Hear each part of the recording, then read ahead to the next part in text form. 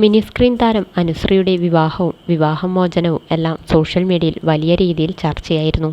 വീട്ടുകാരുടെ എതിർപ്പ് അവഗണിച്ചായിരുന്നു ക്യാമറമാൻ വിഷ്ണു സന്തോഷുമായുള്ള വിവാഹം.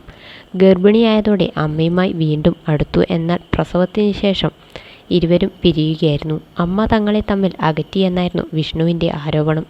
എന്തായാലും വിവാഹമോചനത്തിന് ശേഷം അനുശ്രീ അമ്മയ്ക്കൊപ്പം തന്നെയായിരുന്നു. ഒരു കാലം വരെ തൻ്റെയും മകൻ്റെയും വിശേഷങ്ങൾ പങ്കുവച്ച് അനുശ്രീ യൂട്യൂബ് വീഡിയോകൾ ചെയ്യുമായിരുന്നു.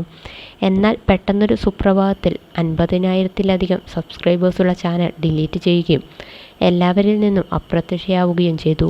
വല്ലപ്പോഴും ഇൻസ്റ്റാഗ്രാമിൽ ഒരു പോസ്റ്റ് ഇടുന്നതിനപ്പുറം പ്രകൃതി എന്ന അനുശ്രീയെക്കുറിച്ച് യാതൊരു വിവരവും ഇല്ലായിരുന്നു.